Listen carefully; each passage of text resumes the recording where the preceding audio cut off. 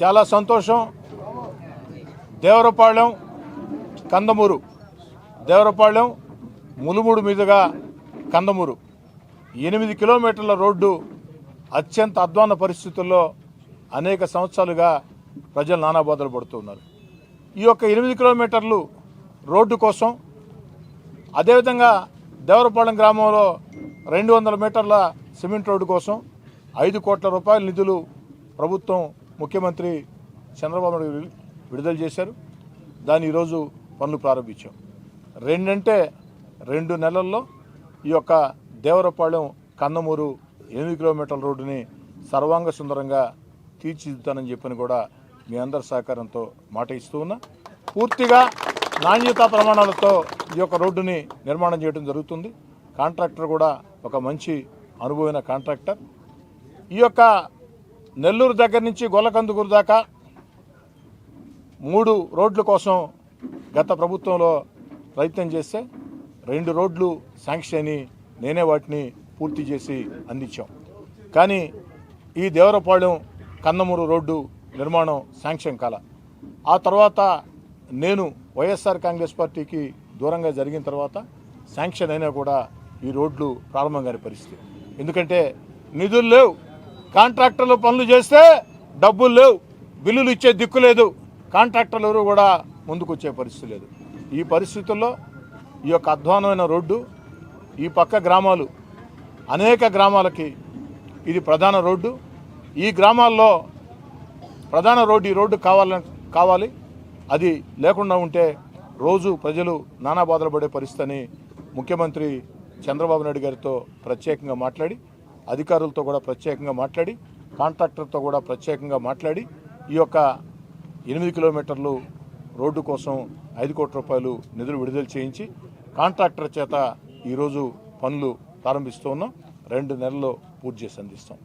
ఇదే కాదు, రూరల్ నియోజకవర్గంలో ఇంకా ఈ ప్రాంతం గురించే చెప్పాలంటే సజ్జాపురం రోడ్డు ఉంది. ఆ సజ్జాపురం రోడ్డును కూడా అతి త్వరలోనే మరో 10-15 రోజుల్లో ఆ సజ్జాపురం రోడ్డును కూడా పనులు ప్రారంభిస్తామని చెప్పని మాట ఇస్తూ ఉన్నా. ఇంకా కూడా రూరల్ నియోజకవర్గంలో అనేక ప్రాంతాల్లో రోడ్లు ఉన్నాయి.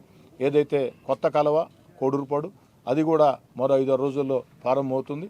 అదేవిధంగా ఏదైతే నవలాకుల తోట రోడ్డు ఉంది, నారాయణ రెడ్డిపేట నవలాకుల తోట, ఆ రోడ్డు కూడా ఒక 2 నెలల్లో ప్రారంభమవుతుంది. అన్నిటికీ మించి నెల్లూరు నగరంలో డీకేడబ్ల్యూ కళాశాల నుండి అటు డైకస్ రోడ్డు దాకా దాదాపు 5 కిలోమీటర్ల రోడ్డు అత్యంత అధ్వానంగా ఉండే పరిస్థితి. రోడ్డు ఎత్తు తగ్గులు, మొత్తం ఒక పక్క ఎత్తు, మరో పక్క తగ్గు. ఇవన్నీ కూడా గత ప్రభుత్వ నిర్వాహకాలు. దాన్ని సరిచేసేదానికి దానికోసం కూడా నిధులు కేటాయించడం జరిగింది. రేపు ఉదయం 10 గంటలకి ఆ శంకుస్థాపన కార్యక్రమం చేసి పొదలకూరు రోడ్డుని దాదాపుగా 80,000 మంది జనాభా ఉండే ప్రాంతంలో 80,000 మంది జనాభా ఉండే ప్రాంతంలో రోజుకి వేలాది మంది ఆ దారిని వెళ్లే నెల్లూరు నగర ప్రధాన దారి డీకేడబ్ల్యూ కళాశాల ఆ యొక్క డైకస్ రోడ్డును కూడా రేపు ప్రారంభించి దాన్ని కూడా 3 నెలల్లో పూర్తి చేసి అందిస్తామని చెప్పిన మాట ఇస్తూ ఇంకా కూడా నిధులు అనేక చోట్ల కావాల్సిన అవసరం ఉంది. ఇంకా గ్రామాల్లో కొన్ని ప్రాంతాల్లో రోడ్లు, అదేవిధంగా కాలువలు నిర్మాణం కావాల్సి ఉంది.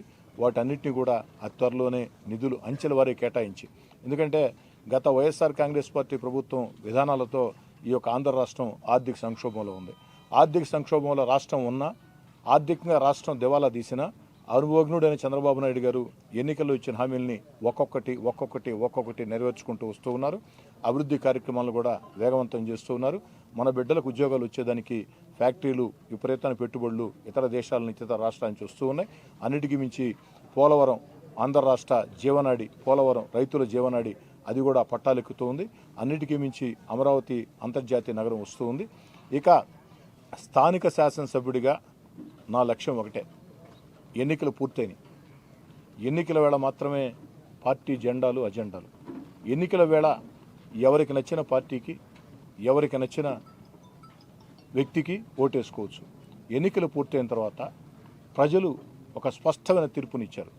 మీకు తెలుసు, నేను 3వసారి వరుసగా మొన్న ఎమ్మెల్యేగా పోటీ చేయడం. ఒకే నియోజకవర్గంలో 3వసారి ఎమ్మెల్యేగా అంటే కాస్త వ్యతిరేకత ఉంటుంది, అది సహజం.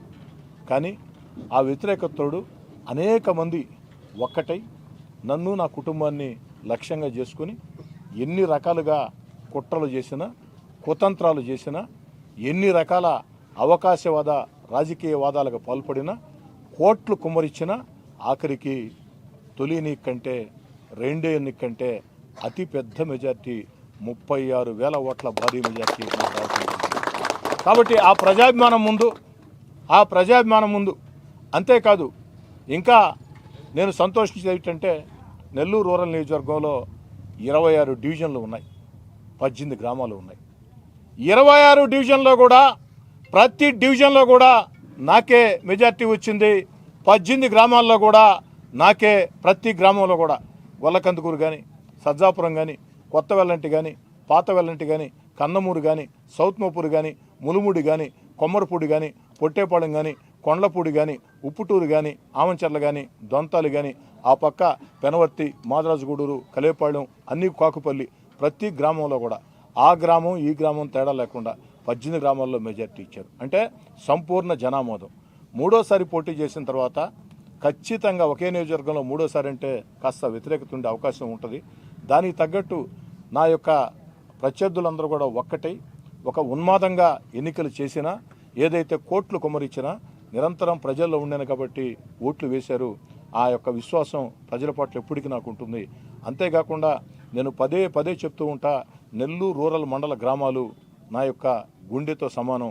రూరల్ మండల గ్రామాల్లో ప్రతి నాయకుడే కాకుండా, ప్రతి కార్యకర్తే కాకుండా, ప్రతి ఓటర్తో కూడా నాకు బంధం ఉంది. చిన్న సమస్య ఉన్నా నేరుగా ప్రజలు నాకు ఫోన్ చేస్తారు. ఆ నమ్మకాన్ని ఎప్పటికీ కాపాడుకుంటాను. కాబట్టి ఎన్నికలు పూర్తయినాయి కాబట్టి ఎక్కడా గ్రామాల్లో నేను మనవి చేసిన ఏంటంటే కక్షలు, కార్పణ్యాలు వద్దు. ఎన్నికల్లో ఆ పార్టీ చేశారు, ఈ పార్టీ చేశారని చెప్పని వేధింపు చర్యలు వద్దు. ఖచ్చితంగా మనం గ్రామాల అభివృద్ధికి, ఆ గ్రామ సమస్యల పరిష్కారానికి తోడ్పాటును అందిస్తాం. భవిష్యత్తులో కూడా ఎమ్మెల్యే అంటే భవిష్యత్తులో కూడా ఎలా ఉండాలంటే, ఎమ్మెల్యే అంటే మా కోటంరెడ్డి సీతారెడ్డిలా ఉండాలా అని అందరూ గర్వంగా చెప్పుకునే విధంగా ముందుకు సాగుతామని చేసుకుంటూ, అన్నిటికీ మించి నెల్లూరు రూరల్ నియోజకవర్గంలో నారా లోకేష్ ఆరోగ్య రక్ష అన్న కార్యక్రమాన్ని 22వ తారీఖున, ఈ నెల 22వ తారీఖున దేవరపాడులో ప్రారంభిస్తున్నాం.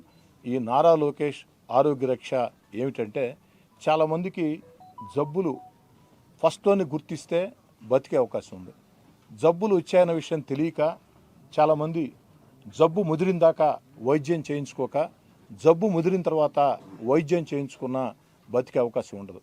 కానీ ముందస్తుగా వ్యాధి నిర్ధారణ పరీక్షలు చేయించుకోవాలా అన్న అవగాహన లేక కొంతమంది, అవగాహన ఉన్నా హాస్పిటల్కి వెళితే వ్యాధి నిర్ధారణ పరీక్షలు అని చెప్పి 1000 రూపాయలు ఖర్చు అని ఆర్థిక స్థాయి సరిపోక అనేక మంది సామాన్య కుటుంబాలు, పేద కుటుంబాలు, మధ్యతరగతి కుటుంబాలు చేయించుకునే పరిస్థితి. ఈ పరిస్థితుల్లో వ్యాధి వచ్చిన తర్వాత, వ్యాధి ముదిరిన తర్వాత మనకు తెలిస్తే అప్పుడు మనం హాస్పిటల్కి వెళ్ళినా కూడా వైద్యం చేసిన ప్రాణాలు దక్కని పరిస్థితి. అందుకే వ్యాధి నిర్ధారణ పరీక్షలు, ఏదైతే కిడ్నీ కానీ, లివర్ కానీ, గుండె జబ్బులు కానీ, కంటి జబ్బులు కానీ, క్యాన్సర్ జబ్బులు కానీ, బీపీ కానీ, షుగర్ కానీ, దంతాల జబ్బులు కానీ, ఒకటి అది ఇదని తేడా లేకుండా అన్ని రకాల వ్యాధుల్ని ఆ యొక్క శిబిరాల్లో మీ గ్రామాలకే వచ్చి, ప్రతి గ్రామం కూడా వస్తారు.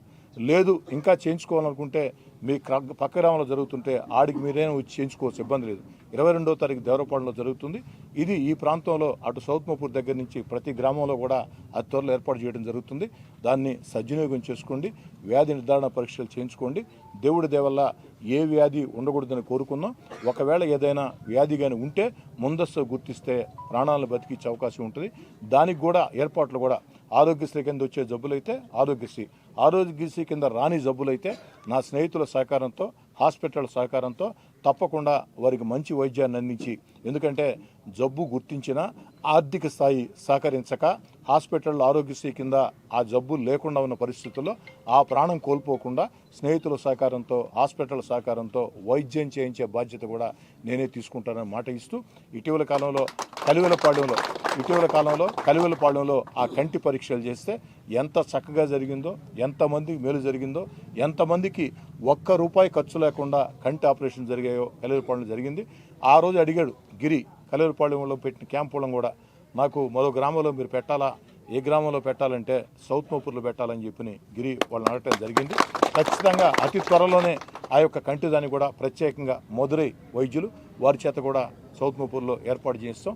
అంతిమంగా ఒకటి అభివృద్ధి కార్యక్రమాలు, 2 ప్రభుత్వం ఇచ్చే సంక్షేమ కార్యక్రమాలు ప్రజలకు అందటం, 3 చదువుకున్న యువత, ఉద్యోగాలు లేని యువతకి ఏదో రకంగా ప్రైవేట్ పరిశ్రమల్లో ఉద్యోగాలు ఇవ్వటం, అదేవిధంగా ఏదైతే ఈ యొక్క సామాజిక సేవా కార్యక్రమంలో పాల్గొనటం, అంతిమంగా నెల్లూరు రూరల్ నియోజకవర్గం కులాలు మతాలు పార్టీలకు అతీతంగా ఒక మంచి లక్ష్యంతో సాగే నియోజకవర్గంగా తీర్చిదిద్దుతానని మాట ఇస్తూ, నేను గత ఎన్నికల్లో నాకు ఓటు వేయని వాళ్ళకు కూడా చెప్తున్నా, మీ ఎన్నికల్లో మీ అభిప్రాయం ప్రకారం ఓటు వేసుకున్నారు, తప్పులేదు. నాకు ఓటు వేయని వాళ్ళు కూడా, నాకు ఎన్నికల్లో వ్యతిరేకం చేసిన వాళ్ళు కూడా మీకు ఏదైనా సమస్యలు ఉంటే, మీ గ్రామాల్లో ఏదైనా సమస్యలు ఉంటే, వ్యక్తిగతంగా మీకు ఏదైనా సమస్యలు ఉంటే, అవి నా చేతిలో పరిష్కారం అయ్యే సమస్యలు అయితే చేసేదానికి మీ కోటంరెడ్డి శ్రీధర్ రెడ్డి ఎప్పుడు సిద్ధంగా ఉంటాడు. ఎన్నికల్లో చేయలేదని దూరంగా ఉండాల్సిన అవసరం లేదు. ఎన్నికల్లో నాకు వ్యతిరేకం చేసినా ఎన్నికలు అయిపోయినాయి, గత మీరు స్వేచ్ఛగా వచ్చి నా దగ్గరకు వచ్చి మీకు ఏదైనా అవసరం ఉంటే, ఆ అవసరం నేను తీర్చే పరిస్థితిలో నేను ఉంటే, అది నా చేతుల్లో ఉంటే చేసి పెడతా. మీరు నేరుగా నా కాడికి రావాల్సిన అవసరం కూడా లేదు, ఫోన్ చేసినా కూడా స్పందిస్తానని మాట ఇస్తూ మీ వద్ద సెలవు తీసుకుంటాను. గెలుస్తున్నామనే నెల్లూరు పొదలకూరు మునుమూడి తాటిపర్తి రోడ్డు 7 కిలోమీటర్లు చాలా నీటుగా తయారు చేసి ఇవాళ కూడా చెక్కు చెదరకుండా దేదీప్యమానంగా ఉండేటువంటి పరిస్థితిని ఏర్పాటు చేసినారు. వారికి ధన్యవాదాలు తెలియజేసుకుంటున్నాం. ఎందుకనో ఆ మాట ప్రతాపన కూడా చేయకుండా వదిలిపెట్టేసినారు, జ్ఞాపకం లేదు ఏమో అయిపోయిందనే ఉద్దేశంతో. అయినా ముఖ్యంగా ఈ రోడ్డు ఉన్నటువంటి గతికి, ఈ రోడ్డుకి శ్రమపడి దీనికి డబ్బు తీసుకొచ్చి వెంటనే 2 నెలల్లో పూర్తి చేస్తామని వారు చెప్పినటువంటి దానికి మన ఎమ్మెల్యే గారికి హృదయపూర్వకంగా నమస్కారాలు తెలియజేస్తాం.